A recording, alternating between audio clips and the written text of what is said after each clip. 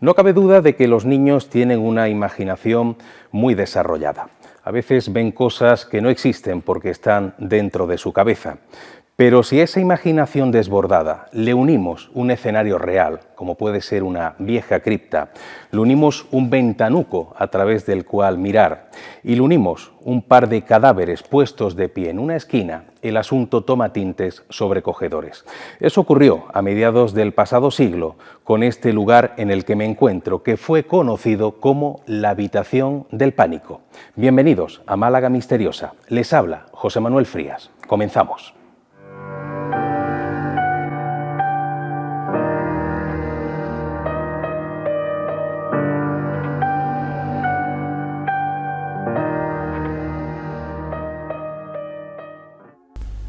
Hace ahora más de 5 décadas, los niños de Alpandeire jugaban de manera frecuente a un curioso desafío: averiguar quién era capaz de penetrar en la habitación del miedo.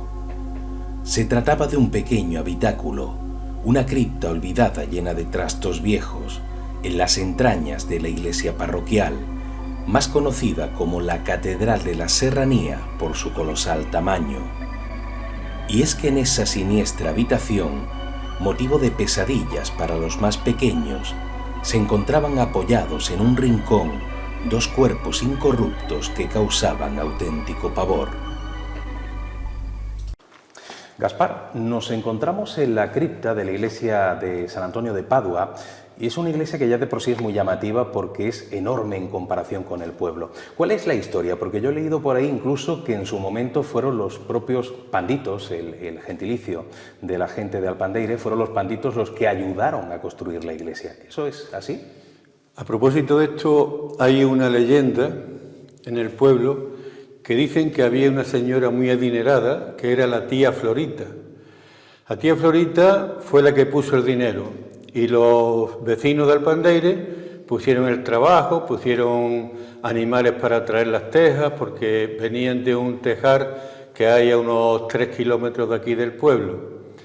Entonces hay una anécdota que cuentan en esta leyenda que parece ser que es esta verdad.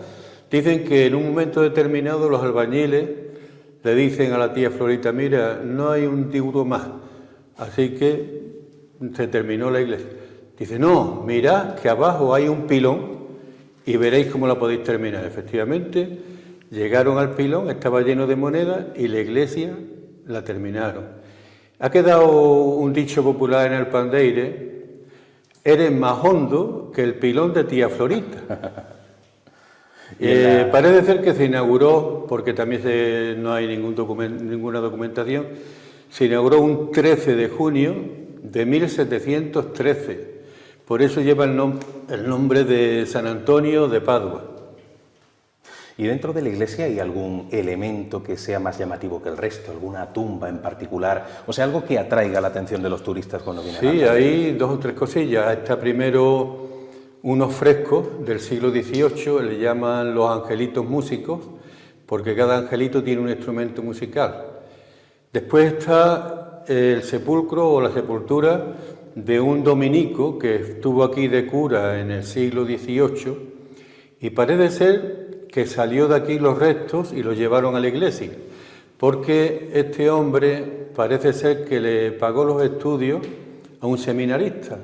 Y este seminarista, en agradecimiento, cuando él murió, sacó los restos de aquí y los llevó a la iglesia. Por eso veréis allí una tumba que pone: a su bienhechor un agradecido. Y este hombre tiene su historia, se llamaba Fray Blas Ordóñez, parece que era muy famoso.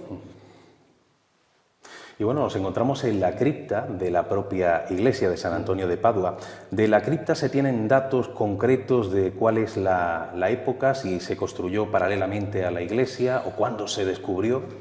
Se construyó paralelamente porque es un único edificio. Hay gente que piensa que se edificó sobre una mezquita, no. Fue una construcción de primera planta. Entonces se hizo la cripta a la vez que la iglesia. Vamos a hablar de estas 2 curiosas momias que han llamado tanto la atención, incluso de los propios científicos, pero existe un enigma, o sea, no se sabe en qué lugar fueron encontradas, en qué lugar fueron halladas, porque incluso la gente más mayor del pueblo siempre la ha visto de pie en un lugar determinado de esta cripta, ¿no? Yo, en los años 50, que es cuando yo era un crío y pasábamos por aquí muchas veces, esa puerta estaba abierta, los críos nos daba susto de pasar por aquí, pues sobre todo de noche, apenas si había luces ni nada de eso. Y yo recuerdo siempre que han estado aquí, en la esquina. En esa esquina. Y siempre de pie los dos. Incluso, claro, en mejores condiciones que están ahora. Pero entonces parece ser que estaba de obispo en Málaga el cardenal Herrera Oria. Estoy hablando de los años 70.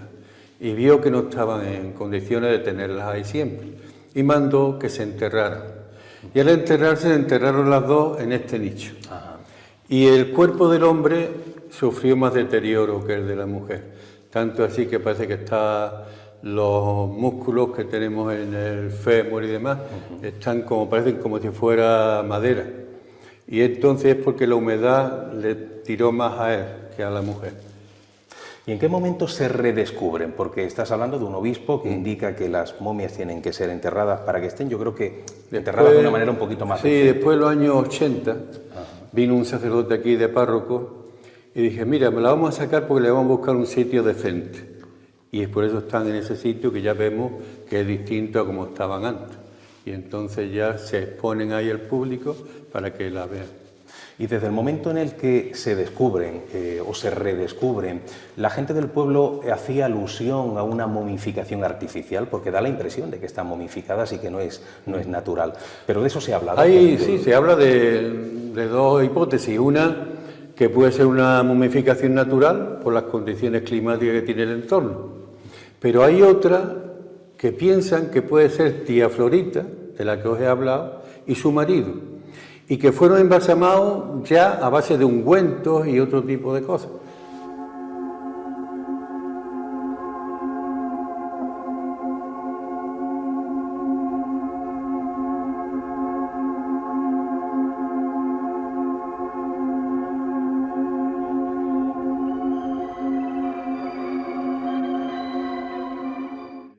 Estas son las famosas momias de Alpandeire.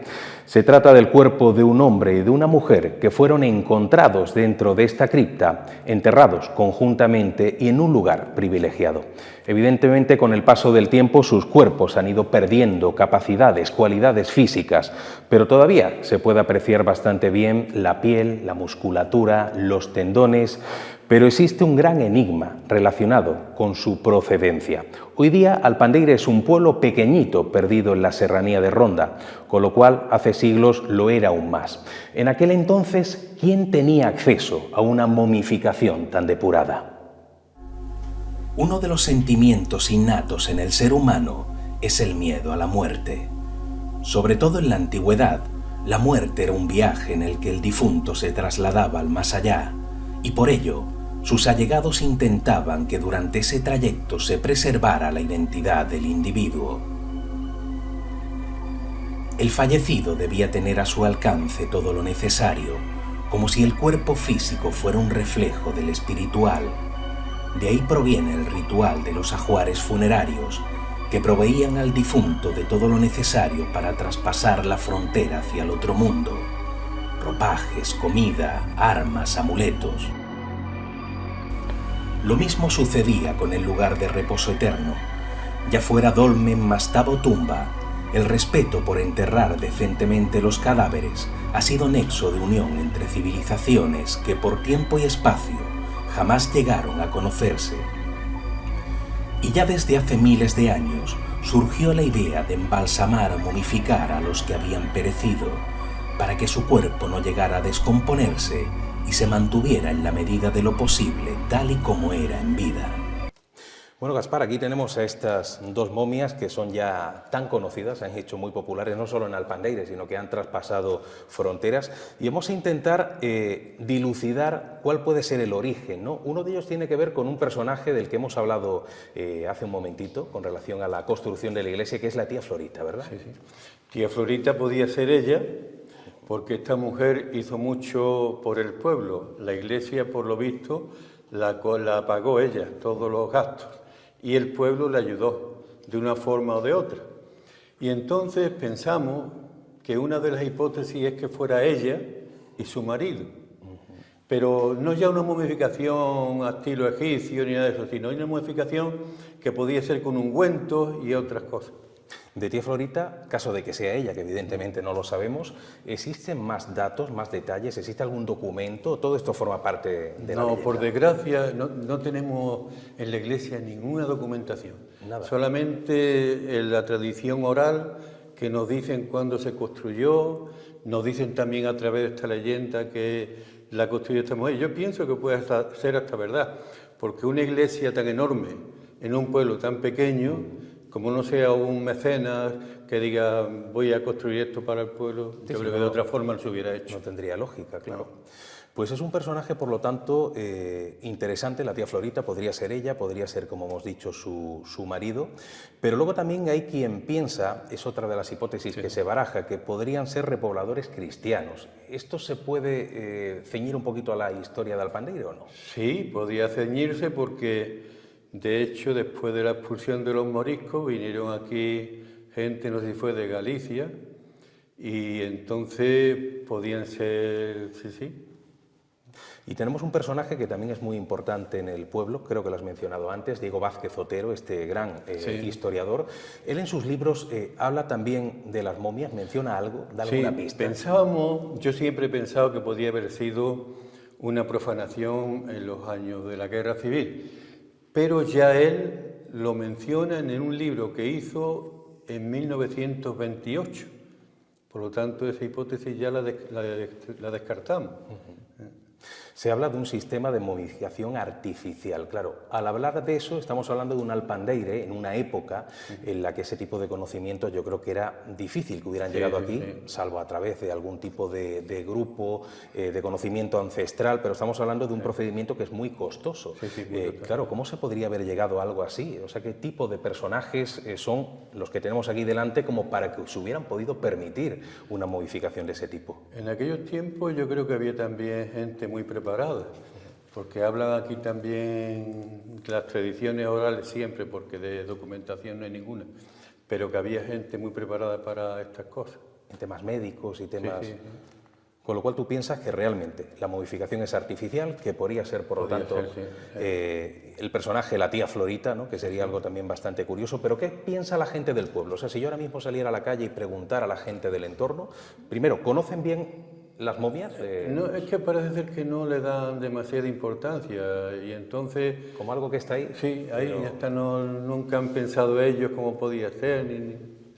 Incluso yo he hablado con muchas personas mayores y ninguno te dice el origen verdadero, es decir, cómo aparecieron aquí las momias. Entre las hipótesis que intentan arrojar luz a las momias de Alpandeire, encontramos una muy singular. Ante todo, parece claro que la momificación de ambos cuerpos no es natural. Fue fruto de un embalsamamiento muy depurado, tanto que ha resistido a la humedad de la cripta. Algunos investigadores han descubierto detalles en estas momias que harían pensar en los embalsamamientos similares a los del antiguo Egipto. ¿Quién fue el prodigioso embalsamador y qué técnica utilizó? ¿Cómo fue posible algo así hace pocos siglos y en un pequeño pueblecito de la serranía de Ronda? De momento, nadie puede responder a ese enigma. Gaspar, vamos a seguir hablando de estas momias de Alpandeire. ¿El proceso de deterioro ha sido muy palpable? O sea, desde que tú las recuerdas cuando eras pequeño hasta ahora. Sí, muy, muy palpable, porque resulta de que el hombre tenía la tibia y el peroné, tenía la parte baja de las piernas y ahora solamente se ha quedado hasta la rodilla. La mujer se ha conservado algo mejor, también le falta un brazo, pero eso estaba muy bien conservada. En los años 40 y 50 estaban muy bien. ¿Pero esas pérdidas se debe solamente a la climatología que hay en la cripta o a golpes que ha podido recibir? Sí, parece ser que no se cuidaron muy bien esta momia, tanto así que por eso el obispo mandó enterrarla, porque parece ser que se abusó. La gente joven las tocaba, las sacaba, las cogía, en fin, y eso fue... Me gustaría hablar un poquito del impacto turístico. O sea, las momias de Alpandeire hoy día forman parte de los recursos turísticos del pueblo. ¿Atraen? Sí, porque de hecho, cuántos y cuántos fines de semana voy yo a la cripta a enseñarle las momias a la gente porque quieren verlas. Y hace como de guía de Cicerone, Sí, ¿no? exactamente, de Cicerone. Además me gusta. Qué bueno. Y normalmente, ¿qué suele opinar la gente que viene? ¿Entiende un poquito lo que está viendo o es solamente el morbo? Algunos entienden, otros lo ven como una cosa extraordinaria porque no lo han visto nunca. Y hay otros que incluso te dicen, mira, ese hombre tiene las manos, parece que está engarrotadas, que tiene los músculos, que si esto, sí. Y más allá de la gente, los medios de comunicación también se pretenden hacer eco del asunto de Han las venido momias. en alguna ocasión. Yo recuerdo que han venido algunas cadenas de la televisión y han hecho algún reportaje. Aquí incluso se llegó a grabar con Cuarto Milenio y no sé si un programa de esa tirada nacional tan importante. Sí, mucha gente lo vio. El Cuarto Milenio vio entonces aquel episodio. Y vino más gente a raíz de ese programa. Están viniendo más. Yo pienso que aquello influyó. Claro. ¿Y se han hecho algún tipo de investigaciones? Porque tú hablas de gente que viene, que más o menos parece entender, que habla de músculos, de tendones, pero ¿realmente se ha investigado de manera oficial? Parece ser que sí. Parece ser que hubo una investigación para ver si era verdad que tenían tan pocos años, porque en realidad las momias tendrán 300 años, los que tiene la Iglesia. Y parece ser que lo han estudiado y dicen coinciden con esa fecha los estudios. Con lo cual cuadra más o menos con lo que tú ya sabías, ¿no? Como historiador del pueblo. ¿Y existe algún tipo de proyecto para que estas momias, no sé, sean incluso mejor conservadas o que se puedan investigar en una universidad? ¿O eso está un poquito parado? Pues mira, eso basta con que cualquier estudioso quiera comprobar todas estas cosas. Es más, hay más nichos ahí en la cripta que si hay algún estudioso que quiera pedir información o lo que sea, tiene ahí las puertas abiertas. Incluso si eso se pide un permiso para hacer una... A la iglesia, supongo, ¿no? No, bueno, sería... Sí, yo creo que en este caso sería el obispado, a quien habría que pedir permiso. O no sé si también al Ministerio de Justicia, yo es que no sé cómo van las cosas. O sea, si abriéramos algunos de esos nichos que están cerrados, ¿cabe la posibilidad de que encontráramos otras momias? Yo pienso que sí. Yo pienso que sí, porque, entre otras cosas, como hay dos hipótesis, se puede pensar en la momificación natural también. O sea que... Claro. Y si una universidad solicitara permiso para llevarse a las momias por un tiempo e investigarlas, ¿tú crees que el pueblo estaría de acuerdo en que...? Sí, hombre, yo creo que además todo lo que sea bueno para conocimiento de la gente es mejor. Claro, aquello sería un conocimiento muy preciso, ¿no? Si se investigara. Entonces de esa forma podían hacer una investigación más grande. Pues ojalá algún día se pueda hacer y sepamos un poquito más. Sí. Estas dos momias de Alpandeire, Ruth, se han convertido en dos elementos muy conocidos últimamente porque en cuanto se ha empezado a divulgar en los medios de comunicación, mucha gente, yo creo que a veces simplemente por el morbo, han visitado el pueblo, han tenido esas dos momias ahí al ladito, pero sin tener conocimientos técnicos, ¿no?, de lo que están viendo.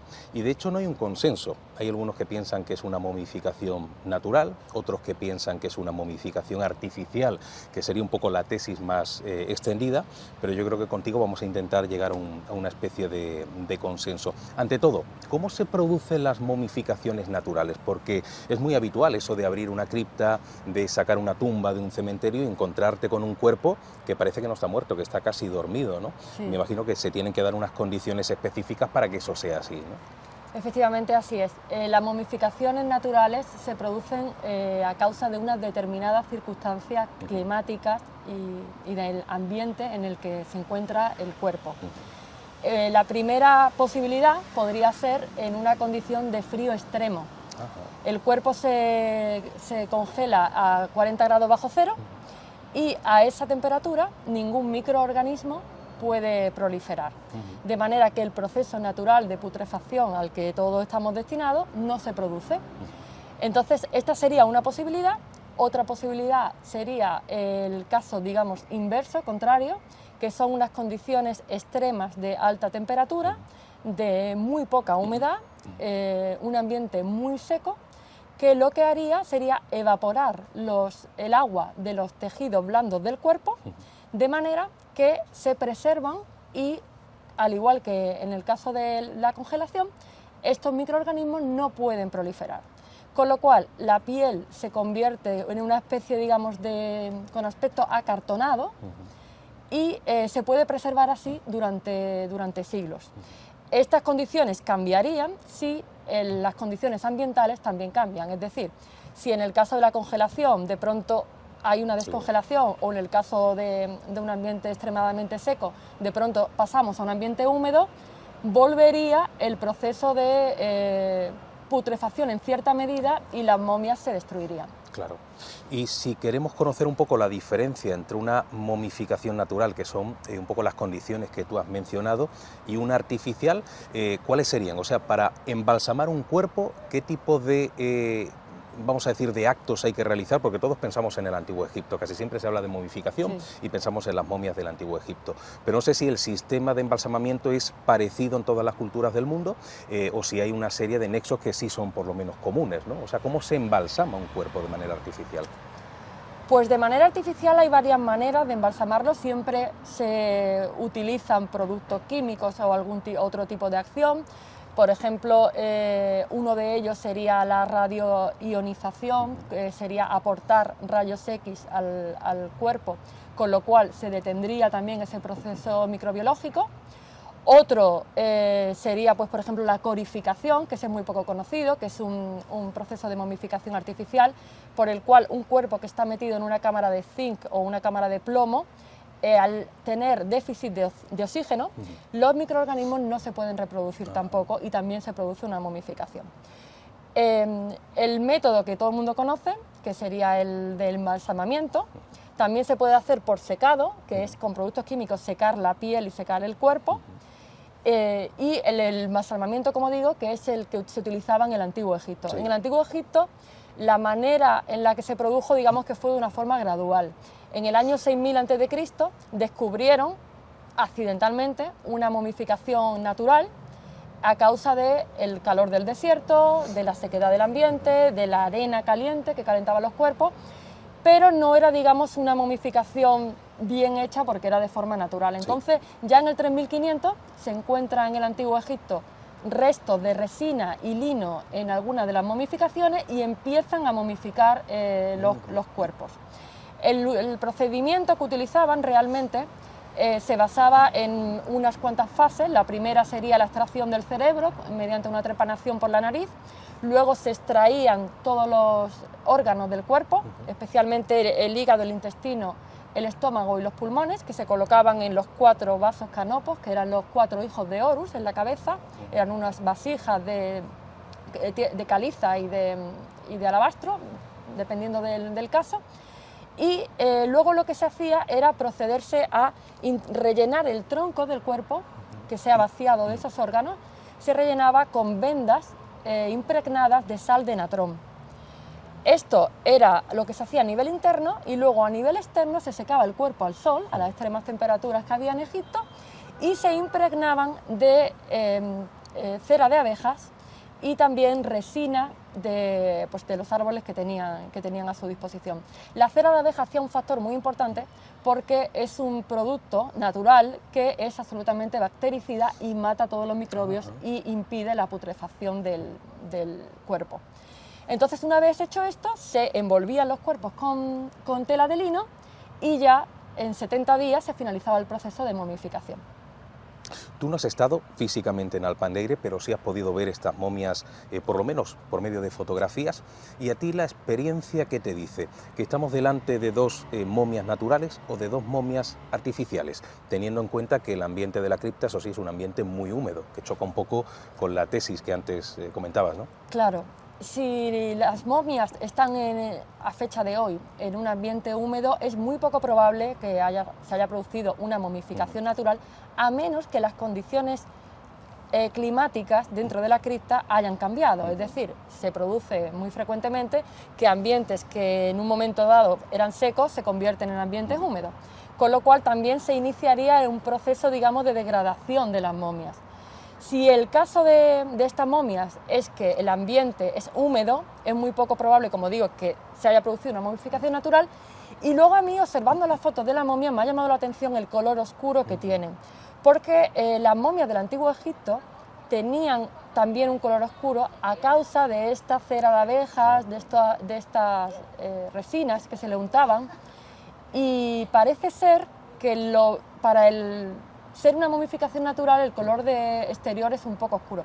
Si bien es cierto, habría que comprobar, para suponer que estas momias tienen un ritual parecido al que se usaba en el Antiguo Egipto, habría que comprobar si están rellenas de serrín, porque cuando se extraían las vendas impregnadas en natrón, las volvían a rellenar el cuerpo normalmente de serrín, aunque también introducían otro tipo de materiales. Habría que ver el exterior si están envueltos en tela de lino, si tiene algún tipo de tratamiento exterior con resina. Entonces yo creo que en un estudio a mayor nivel, ¿no?, más profundo, quizá podría determinarse si es un procedimiento o igual al que utilizaban en el Antiguo Egipto o parecido.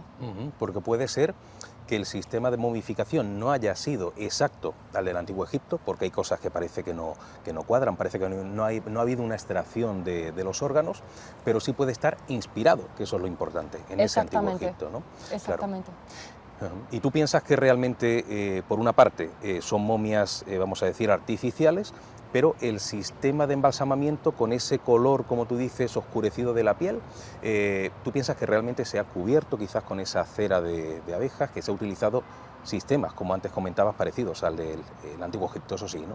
Claro, pudiera ser que los cuerpos hayan sido untados en betunes, que también se utilizaban, o en algún tipo de producto químico para propiciar la momificación de los cuerpos. Claro, habría que hacer un estudio superficial de las momias para ver si hay algún resto de algún producto químico, de aceites, de betunes, porque también se utilizaban no solo como fungicidas, por decirlo de alguna manera, sino para que la piel fuera más elástica, tuviera mejor aspecto. Ese era el objetivo. Pero yo creo que haciendo un estudio más profundo quizás se podría determinar si la momificación fue natural o fue artificial. Pero lo curioso también es que estamos hablando de Alpandeire, que es un pueblecito que, bueno, lo conoce todo el mundo, pero es un pueblecito perdido en la serranía de Ronda, muy chiquito. Es un pueblo que es peatonal, o sea, hoy día llegas allí, sí, aparcas en la entrada y tienes que hacer el camino a pie. Es precioso, eso sí. Pero claro, hoy día es un pueblecito perdido. Estamos hablando de una época, posiblemente siglo XV, siglo XVI, en que aquello era todavía más pequeño, con gente humilde. ¿Y cómo es posible que hubieran tenido acceso a una momificación de ese tipo? Quiero decir que eso es algo costoso, me imagino, ¿no? ¿O se puede realizar con materiales que están más o menos a la mano de cualquiera? Yo diría que se puede realizar con materiales que están a la mano de cualquiera. Lo que sí es cierto que hay que tener el conocimiento, y eso es, claro, lo que sería más difícil de indagar. ¿Cómo sabían, en el caso de que lo hubieran hecho, que tenían que utilizar para embalsamar un cuerpo cuando no era una tradición de la época, en ningún momento lo ha sido, momificar a las personas? Entonces, el saber cómo ha llegado el conocimiento a esas personas lo veo incluso más difícil que pues, conseguir resinas naturales, que está al alcance casi de cualquiera, o conseguir cera de abejas, o los productos, o cualquier sales con las que también desecar el cuerpo por dentro. Claro, pero lo extraño es lo que dicen, ¿no? Esa época posiblemente dicen que podría haber sido repobladores cristianos, un matrimonio de repobladores, o bien en el siglo XVI un matrimonio muy adinerado, ¿no? Pero en todo caso, estas dos momias se encuentran hoy día dentro de una cripta. Las condiciones no son quizás las idóneas porque no hay un control de la humedad ni de la temperatura, allí hay una humedad brutal. ¿Tú piensas que deberían ser, si no extraídas de aquel lugar y llevadas a otro lugar donde sí haya unas condiciones favorables, sí por lo menos acondicionar esa habitación? O sea, las momias podrían empezar a perder capacidades físicas si siguen estando en un lugar así. Yo indudablemente creo que si las momias están sometidas a un estado de humedad alto, evidentemente la momificación va a ir deteriorándose poco a poco, porque el proceso de momificación, uno de los requisitos que necesita es extrema sequedad o extremo frío. Si no se da ninguna de las dos circunstancias, el proceso es absolutamente reversible y se empiezan a deteriorar. ¿Tú piensas, como dicen algunos, que quizás deberían ser estudiadas en alguna universidad, o sea, ser extraídas de allí y ser llevadas a la mesa de estudio de alguien que realmente entienda y que haga un estudio en profundidad y, por lo tanto, a partir de ahí decidir qué hacer con ellas para que se conviertan o para que sigan siendo un elemento turístico en el pueblo, pero con un mayor control y ya con un conocimiento de causa, ¿no? Bueno, a fecha de hoy lo cierto es que no se sabe realmente el procedimiento exacto, la mezcla que se hacía en el Antiguo Egipto para conseguir momias tan perfectas, aunque sí tenemos datos de esto de las sales de natrón, la cera de abejas, pero hay como unas fórmulas ahí secretas que todavía no se han descubierto. Yo indudablemente, dado la excepcionalidad del caso, sí que los sacaría de allí, los pondría en un lugar más seco donde se puedan preservar en condiciones adecuadas, y sí creo que son dignas de estudio, por supuesto que sí. En este rincón tenemos de todo. Un descubrimiento ancestral realizado hace algunas décadas. El miedo de unos niños que llegaron a estigmatizar esta vieja cripta. Y un sistema de momificación que es todavía un auténtico enigma. Y es que en Alpandeire todo es magia. Nos vemos en una próxima edición de Málaga Misteriosa. Un fuerte abrazo a todos.